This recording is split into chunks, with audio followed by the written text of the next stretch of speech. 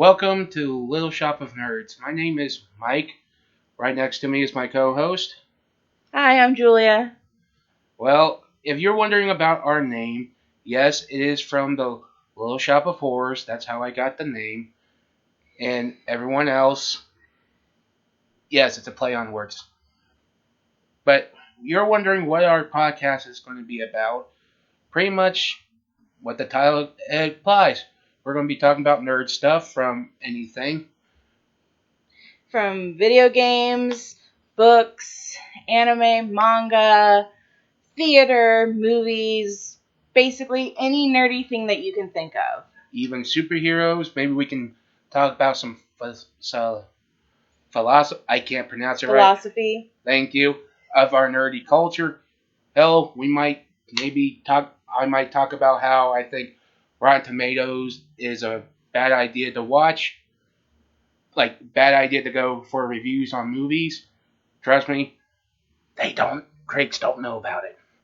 They don't know shit. Critics suck half the time. Yes. But I know that you're going to say, well, if we even I just have to say, you have your opinion.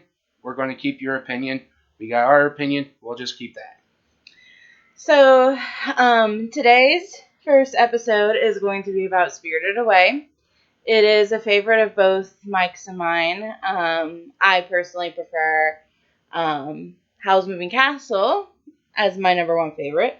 But, Spirited Away is like a very close second. Mine is tied with Spirited Away, but also Kiki's Delivery Service. Kiki's Delivery Service is a good one. It kicks ass.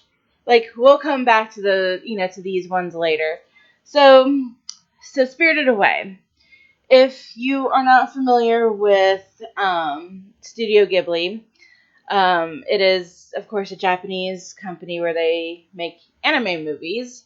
And Disney has the rights to do the English dub for these movies. There was a very disastrous thing with Nausicaa before Disney took over, and we're gonna get into that later. But and if you want to watch the movies, you can watch it. Well, it used to be HBO Max. Now it's just called Max now. Yeah, just Max. So you can go watch them. If you want, click off here. Go watch Spirited Away. Come back and we'll tell you what we think. For now, if you want to keep listening, just a warning so you guys don't put this in the comments. Spoilers. There are definitely going to be some spoilers. So, the short version, basically, is a little girl named Chihiro. I think she's about 10 years old. She is moving to a new city or new town with her family, her mom and her dad. She's upset because she left her friends behind. They somehow get sucked into a spirit world, and her parents get turned into pigs because That's right, folks. Because they were eating food from the spirit world and turned them into pigs. Chihiro didn't eat anything. She runs into a boy named Haku. He gives her like some sort of pill or something to so she wouldn't disappear, because she was actually starting to disappear. And she was saying, go away, please go away. And, that's what I say when my depression hits. So she doesn't disappear, and she gets taken into the bathhouse to work for Yubaba. And Yubaba basically treats her like shit. And is really mean to her because she's a human. But Chihiro's only there to save her family. Because, they're pigs. So, she eventually does save her parents. And then she and her parents go back to the human world. And there is some speculation that I think she might have forgotten what happened, because she does kind of like look back, and it just kind of looks like, she had no recollection of what had happened. but that just might have been something else. But that's what I was getting from it. So I also want to bring up No Face. No Face was kind of a little obsessed with Chihiro. Like in a stalker way, or more like a get into my van kind of way. I mean, I don't want to say get into my van way, but he was a little obsessed with her. Yeah. You shouldn't be obsessed like that with a 10-year-old girl. No, But that's like messed up, bro. yeah. So I mean, I know that he's a spirit, and I know that she was nice to him, and that's probably why he was so fixated on her. But it was a little weird, I think. Well, remember how he gives them gold, and he eats people, and he becomes fat. Yeah. And remember when Chihiro gives him that little last pebble was a ball? It was like a medicine ball the river spirit gave her. Yeah, and once he ate it, he threw up. Yeah. I can tell you, I haven't seen that much throw up since where Peter, Stewie, and Chris drank a bunch of Epicac for a last piece of pie. Sorry, guys, we can't show that clip. We're on a budget. Yeah, I remember that episode. But yeah, like she was I think trying to save that for her parents. And I think she even said, "Hey, I was saving this for my parents, but I think you need it more than I do." And she threw it into his mouth, and then he started throwing up everywhere. And all kinds of craziness was going on. And they turned back because, what was it, Lukaku? You mean Haku? Haku. Sorry, folks, for the pronunciation. But, because Yubaba put him under the spell to do what she said, but Chihiro also gave him that medicine, too. And that black slug came out and pretty much... She stepped on it. And that ended, like, Yubaba's spell. And since Haku did not... Sorry, Haku, yes. Haku was no longer underneath her spell no more. She said, turn Chihiro and her family back. But here's the thing. She even says, I have one test and she can do it. And she had to guess which pig was her parents. Yeah, because she brought out 6 pigs, and she says, now which one is your parents, or which one of these pigs are your parents? And she looks at him and she's like, there must be a mistake because none of them are. And then Yubaba's like, is that your final answer? And she's like, yeah. And then they all turn into workers of the bathhouse. So she had actually won, beaten Yubaba's final test. So then her and her parents were able to go back to the human realm. Another thing I want to touch on is the theory of how long they were gone. Because in the movie, it only seems like a few days. Like they were only gone for like 2 or 3 days. Most likely, yeah. But some people were thinking that they were gone for much longer because when Chihiro's dad goes out to their car, he's like, hey, what happened to my car? Why is it all dusty inside? So people are saying that maybe it's been like 20, 30, 40, 50 years, and I can't really accept that because if they were gone for that long, what's going to happen when they show up to their new home and there's already somebody living there? What's going to happen? All of a sudden these 3 people that have been missing for 50 years suddenly shows up and doesn't even look like they aged a day. Like, and her parents don't remember anything. Just Chihiro.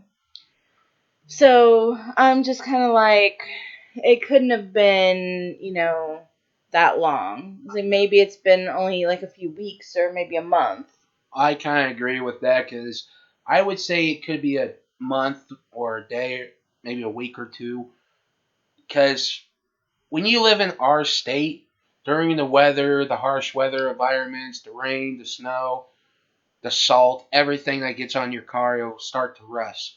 Now here's the thing: if they were like in that realm for 30 or 40 some years, whatever it was, it wouldn't.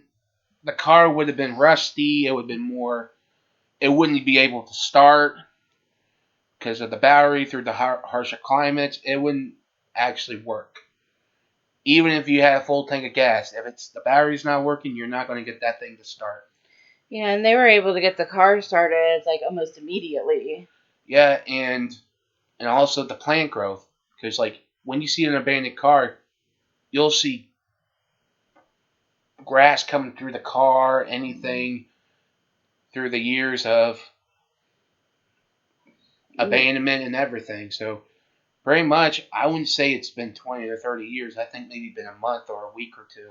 Yeah, and so some people were trying to point out to the plant growth around the area of like where the car was, because when they showed up, it was, you know, everything kind of looked nice and not really well kept, but it wasn't as the growth wasn't as crazy as it was by the time that they left the they left the spirit realm. And somebody had said, well, maybe because they were trying to draw them in, then it looked really nice. But then when they got out from underneath the spell and they went back, it just showed what it actually really looked like, which was a very unkempt piece of land.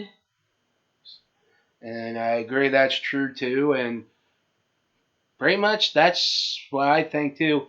But you know where Chihiro had to do the test, but before she had to do the test, she had to go to Swampfoot to go see Yubaba's sister, Zeniba. Zeniba, yeah, her name was Zeniba. You know how like her no face, how they were making her a little hairband. Yeah. You ever think that could have been like a thing to help jog her memory or something, or maybe that she just was there maybe to look pretty, or well, she was making it, and she said that it was woven from the thread that her friends, or it was made from the thread that her friends had wove, which was Yubaba's baby, Yubaba's crow-looking thing that turned into a fly, and with a beak. Yeah, and No Face, and then Zeniba herself. And so I'm just wondering, like, maybe that helped with her memory, to show that, oh, hey, you can tell that none of these people are your parents. Right. And one thing I think I do kind of like about the film is the architect design work of the buildings and everything. Mm-hmm. Once they even go through the train tunnel and stuff, or sorry, train station, and you can tell how even they say it looked like a theme park that was abandoned, but when you go through it, it doesn't look like it's abandoned in 3 years, because I've seen those videos on YouTube where people go into abandoned buildings. You can tell when it's falling apart, rusting down. Once they go in, it looks like it's perfectly intact once they go into the village. But once they leave, you can tell, and once they get through the station, you can tell it started to fall apart. It was a bit corrosion. It got onto there. You could tell. So then it had to have been... Then maybe the theory about the spirits wanting to draw them in is more plausible than, them being gone for, 20, 40, 30 years, whatever, Yeah. But, I mean... And truth be told, I did like the artwork. It kind of looked like 1920s vibe, but it could be later on. I know it's a theme park, but the design work, how it looks, maybe 1920s, maybe 30s. But maybe, because, I mean, if you look at Zeniba's outfit, her dress is very old-fashioned. Or, not Zeniba, sorry, Yubaba, but Zeniba wears the same dress. But, like, the dress that Yubaba and Zeniba wear kind of reminds me of maybe early 1900s, Yeah. maybe late 1800s. But I know that they were still wearing kimono in Japan up until after World War II. Yeah, and it's always think of fun. I always think it's funny. The workers at the bathhouse, bathhouse. Anyways, most of the staff look like frog people. Frog people, yeah. So there is something I want to touch on, and it's Yubaba's name. So, for those of you that don't know, Yubaba was actually the name of the madam in a brothel. So, if you don't know what a brothel is, and you're probably too young to know, so please don't look it up. Just ask your parents; they'll tell you. I don't think that's gonna happen either. But they, that's what they used to call madams and brothels, was Yubaba. So it kind of makes the bathhouse seem a little bit creepier, considering that Chihiro is a 10-year-old girl and she's working in the bathhouse with someone named Yubaba. Mm-hmm. So, yeah, there's that. Yeah. That's a little, I thought was a little creepy. I didn't even learn that until recently about the name of Yubaba. Yeah. What about that radish beard that helped her? You know, it's kind of funny. It's like he almost looked like a sumo wrestler because of the height and the weight ratio. Yeah, you could also see his butt. That's true too. Because all he was wearing was like a little loincloth. Around the chest area downwards, but you know, Yeah. it's like, well, then again, so did Yubaba's son. Yeah, he only wore like a little apron type thing too. And it's funny, he's a big baby. That is actually a riddle. That's actually real because he's actually a giant baby. That's not in a metaphor sense, an actual physical sense. He was a big baby. She even says, "Wow, you're a big baby," when Chihiro met him for the first time. Yeah, it's like, I'm like, and half to me, I'm like, oh, his poor mother. Imagine going through birth like that. Yeah. So, but yeah, like there's actually some people have been comparing him to Totoro from My Neighbor Totoro because of the way that he was acting. Right. And I am so glad you guys can't see the things that Mike's doing over here because it's pretty disturbing. Oh. So, but yeah, so he helped her out get up to the top floor where Yubaba lived, so she could, get a job there to have, so she could save her parents from being turned into bacon. Because Yubaba was going to have them turned into bacon, and That sounds good right now. everybody was like, "Oh my God, you would eat the people?" And it's like, well, Well, they're pigs right now. If they turn to pigs, there's people's out the door. I mean, I wonder if people who are turned into pigs, I wonder if they would still taste like pork. Or would they taste like human? I don't know what a human tastes like. You might want to calm down, Jeffrey Dahmer. I don't know what people taste like. But I'm just wondering if they would have the same taste. Oh. If they were turned from human to a pig. Right. But bacon does sound good right about now. Bacon cheeseburger. That does sound good. Ooh, a pizza with bacon on it. Maybe. It's good. Salad with bacon bits. Oh, that's better. Yeah. Hey, it's better than pineapple on pizza. That is true. Before y'all come at us in the comments, no, pineapple does not go on pizza. Okay? Maybe Hawaiian.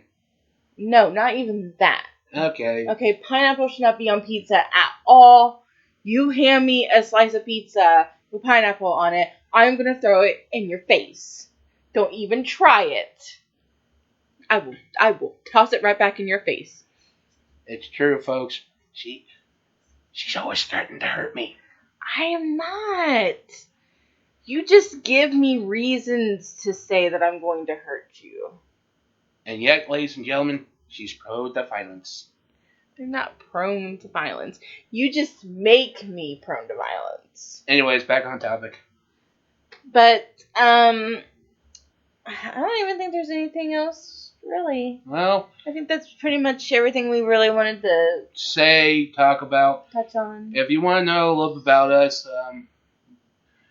well, I'm a nerd for comic books, anime, music, a little bit of musical theater, movies.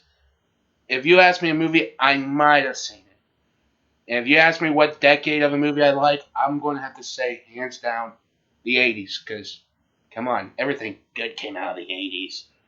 But it's a shame I was born in the 90s. But again, the 90s were pretty awesome. I mean, I was born in the 80s. Yeah. And I'm pretty awesome myself. Do you keep telling yourself that every day in the mirror? No, but, other people tell me that I'm pretty awesome. Really? No one tells me I'm awesome. It's because you're not. Nah. Alright. So, a little bit about me is I'm a nerd for video games, anime, manga, Harry Potter. Yeah, she's really nerd. I am a huge Harry Potter nerd, which we will talk about later. She is. Trust me, she tells me every day. And I am currently playing Hogwarts Legacy. I am on my second playthrough.